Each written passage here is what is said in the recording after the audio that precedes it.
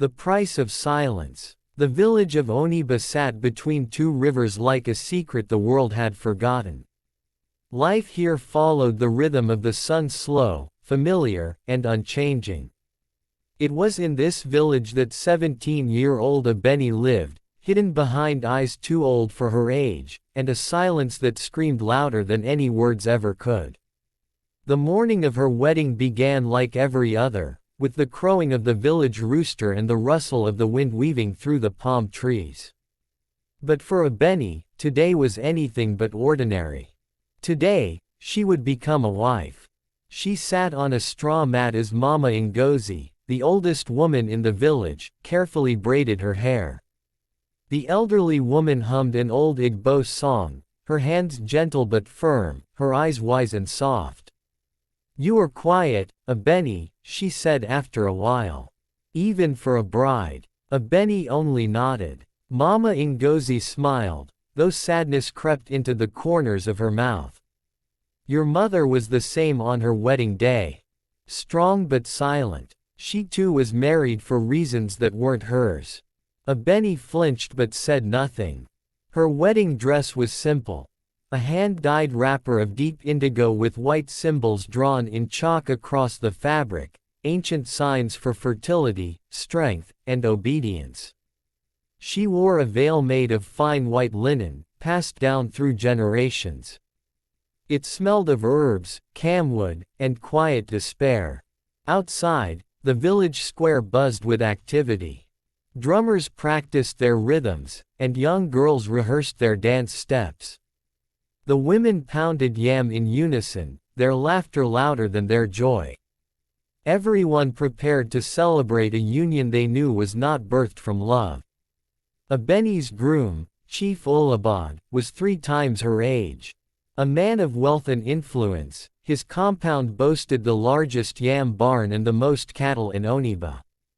But his eyes were cold, his smiles never reached his soul, and his last 2 wives had died under mysterious circumstances. Her father, Baba Tunda, stood tall beside her as they prepared to leave for the ceremony. The lines on his face were heavy with regret. "I did not wish this for you," he whispered. "But our debts, our land, I had no choice." She looked at him then, not with anger, but with a kind of quiet understanding that broke him more than any rage would have. "I know, Baba," she said softly. The village square erupted with sound as they arrived. Ululations, drumming, cheers. Chief Olabod stood at the altar, smiling with pride and possession. The ceremony was a blur. Words were spoken. Blessings were poured. Abeni kept her veil down the entire time, hiding the tears that soaked her cheeks. Her heart beat like a frightened bird in a cage. When they asked if she accepted the union, she nodded once. That was all. That night, her new husband's compound felt like a prison. The rooms were large but empty. Servants came and went, their eyes lowered. Olabod touched her hand, and she flinched. "You'll get used to me," he said, his voice like dry bark. "They all do." Later, when she was alone in her chamber, she opened the small wooden box she'd hidden in the folds of her dress. Inside was a drawing, a portrait of her late mother, sketched by her brother, Demeji, who had run away years ago after refusing his own arranged marriage. She stared at the picture and cried silently. Not for herself, but for the little girl she used to be. The one who dreamed of love. The one who danced in the rain and thought the world was kind. A knock on the door broke her thoughts. It was Mama Ngozi again, holding a bundle of herbs and warm water. "For the wedding night," she said quietly, setting the items down. Then, looking into Abeni's eyes, she added, "Endure, child. But don't let your spirit die."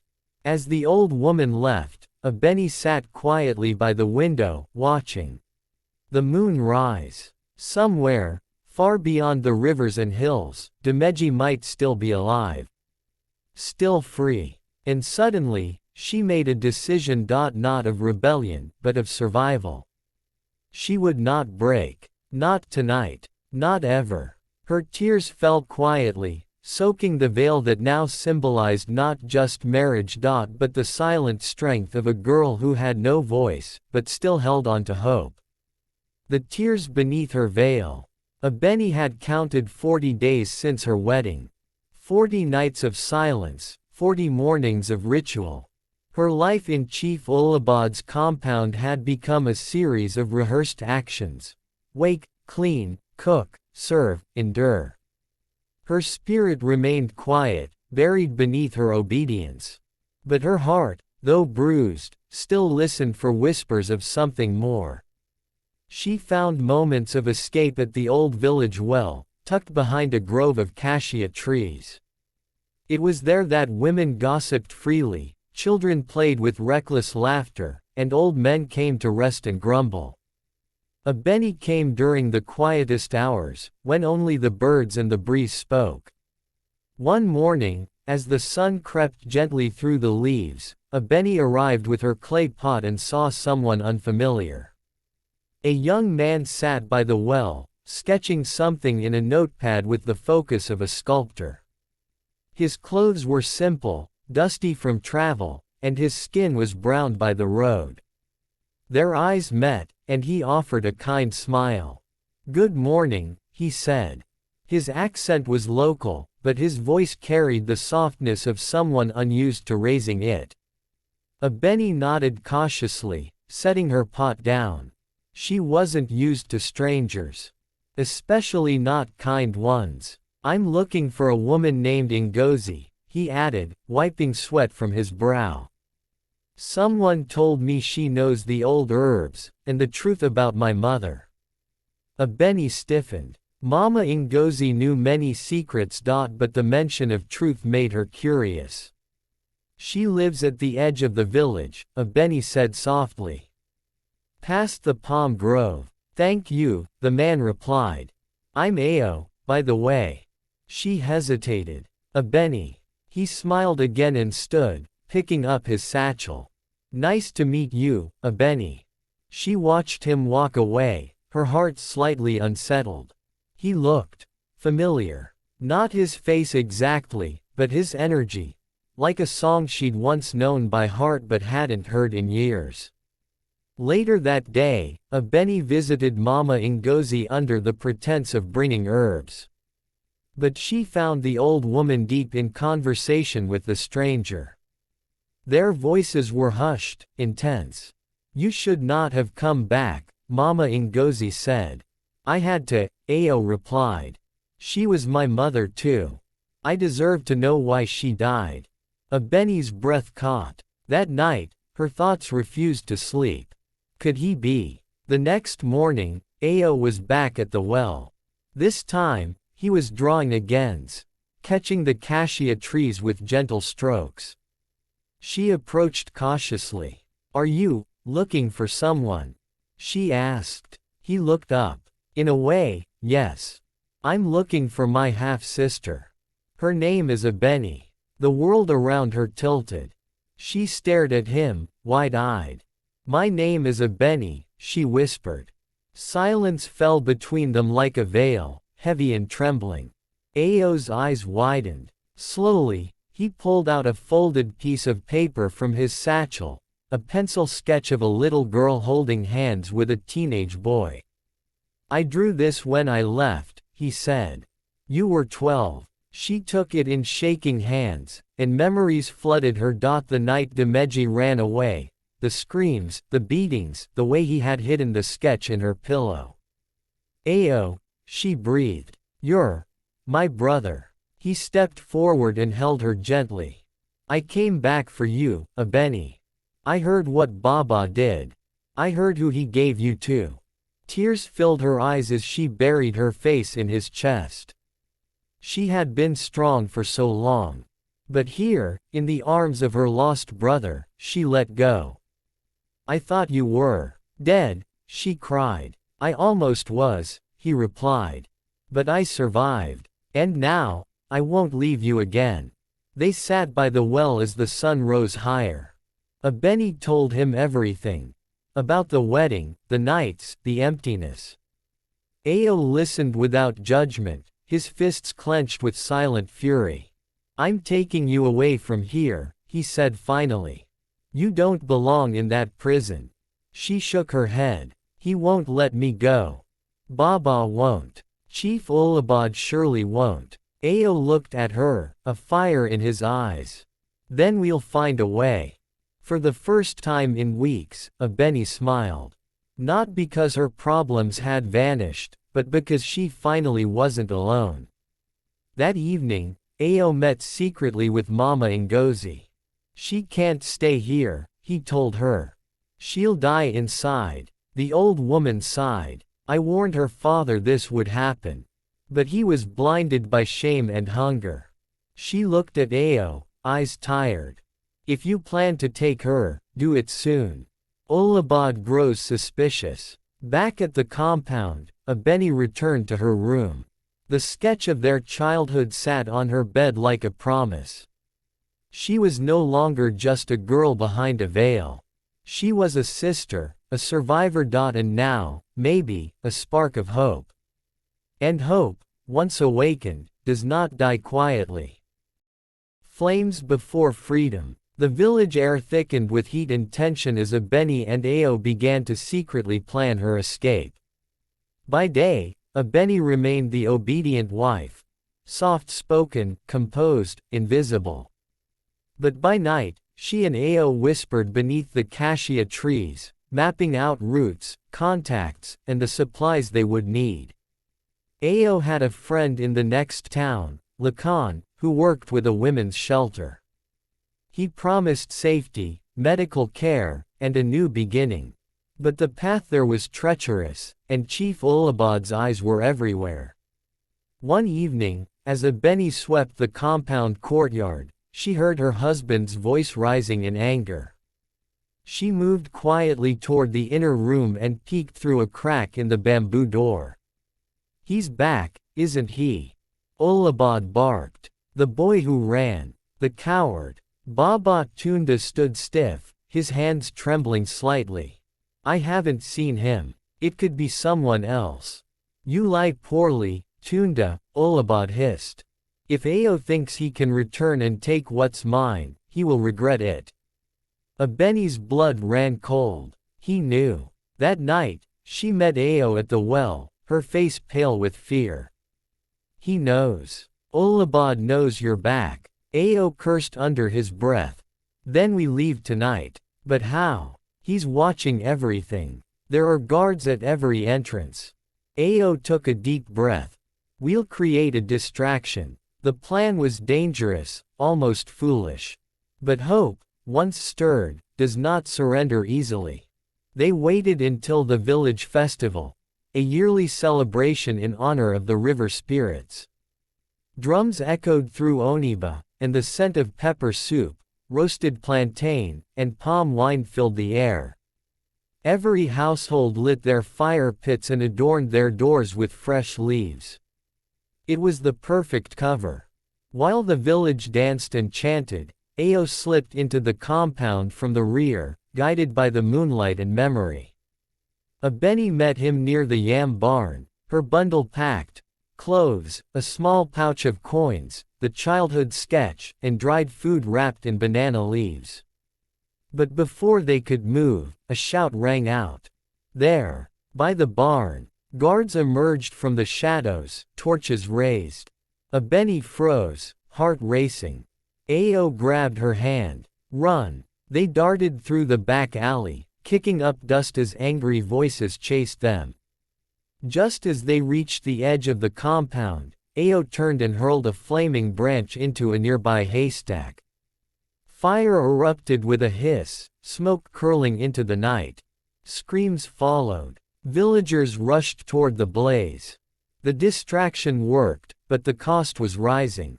They reached the riverbank, panting. The old fisherman, paid in advance by Ao, waited with a canoe hidden beneath reeds.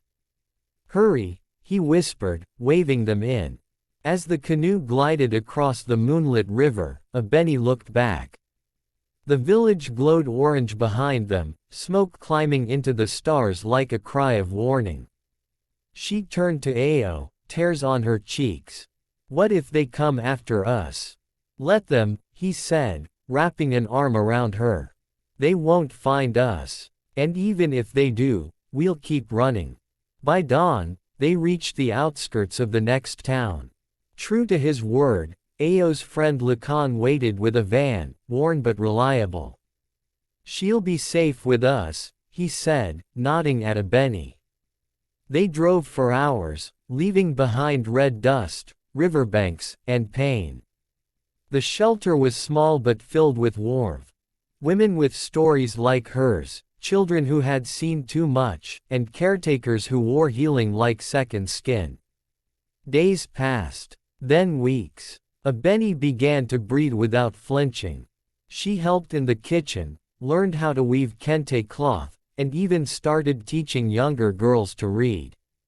She removed her veil one morning and never wore it again. One afternoon, Mama Ngozi sent a letter, carried by a merchant. The fire burned half the barn. Olabad is furious, but blind with rage. He believes you drowned. Stay gone, child. Live free. That is your revenge. Abeni wept when she read it. Not because she missed her home, but because someone still remembered her, still prayed for her. Ao stayed for a while, then left to finish his art studies in Lagos. He hugged her tight before leaving. You saved me, Abeni. You just didn't know it. She smiled. You came back for me. That saved me too. As the sun dipped behind the shelter's clay walls that evening, Abeni stood alone in the courtyard, her hands busy weaving. She was not a wife anymore. Not a prisoner. Not a ghost in silk. She was a woman reborn from fire and water, one who carried scars but no shame. She was healing. The tears beneath her veil. The echoes of her name. 5 years had passed since Abeni last stepped foot in Oniba. 5 years since she had stood beneath the moonlight with her brother, running through smoke and fear. 5 years since she had torn the veil from her face and walked away from silence. Now, the same hands that once trembled carried strength. The girl who was sold to a monster had become a woman who nurtured others. She had taken root in a town far from her origins, teaching at a women's refuge center, counseling broken hearts, guiding young girls like the one she used to be. Abeni had turned her pain into purpose. She had become a storyteller, too. On market days, villagers gathered under the neem tree where she shared tales. Of lionesses who broke free from golden cages, of rivers that remembered every tear, of nameless girls who found voices in the dust. They listened wide-eyed, unaware that the stories were fragments of her own life, dressed in metaphor. But the past, though buried, often stirs. One evening, as rain whispered against the rooftops and thunder muttered like an old man, a letter arrived. It came with no return address, only a name. Chief Olabad is dead. Abeni stood frozen. Her heart beat slow, heavy. She read the note twice, then once more. The handwriting was shaky. Likely Mama Ngozi's dot, but the ink carried more than news. It carried a question. What now? The following week, Abeni made a decision that shocked everyone. She would return to Oniba. Not to reclaim anything, not to reopen wounds, but to bury a chapter she had never truly closed. The journey was long, the roads rougher than she remembered. But as she stepped off the bus and the warm red earth kissed her feet again, she felt oddly calm. The village had changed and not changed at all.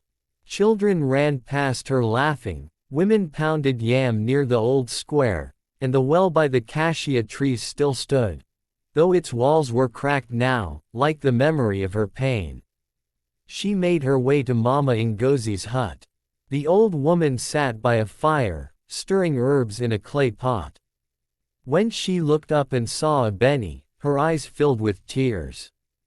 My child, she whispered. You lived. They embraced, no words needed. I heard he's gone, Abeni finally said. Mama Ngozi nodded. Fell ill suddenly. No one cried at his funeral. His riches buried him, but no one remembered the man. Baba. Abeni asked hesitantly. Gone to the mountains. Remorse made his bones weak. He lives alone now. Abeni said nothing. She had buried that anger long ago. Later that day, she walked the familiar path to the compound she once called home. The gates were gone. Weeds choked the pathways. The yam barn was a ghost of ash. She entered the house slowly. Dust and silence greeted her like old friends. In her former room, the bed still lay beneath the window. The wooden box where she kept her mother's sketch was gone. But in its place, someone had carved something into the wall. Abeni lived. Abeni escaped. Abeni will rise. She smiled faintly. Ayo. He had left her a prophecy. As she stepped out, a young girl no more than 15, stood outside the gate, watching her curiously. You are the one who ran from Chief Olabod, aren't you? The girl asked shyly. Abeni paused. Yes. My mother tells your story when I complain. She says you were brave.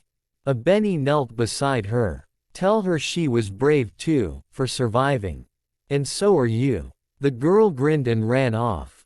Abeni watched her disappear down the red path, her feet light, her laugh free. That night, Abeni visited the well one last time. The moon reflected on the surface, quiet and knowing. She whispered to it, I forgive him. I forgive them. But I will never forget. And with that, she poured water from the well over her head. Like a baptism of rebirth, like washing away all that had chained her. The next morning, Abeni left Oniba again. But this time, it wasn't an escape. It was a farewell. She returned to her town, her refuge, her purpose. And when the next group of girls arrived at the shelter, eyes hollow, shoulders tense, Abeni sat with them and said gently, let me tell you a story. She began not with sorrow, but with fire and water. With a veil soaked in tears. With a name. My name is Abeni. And I lived. The end.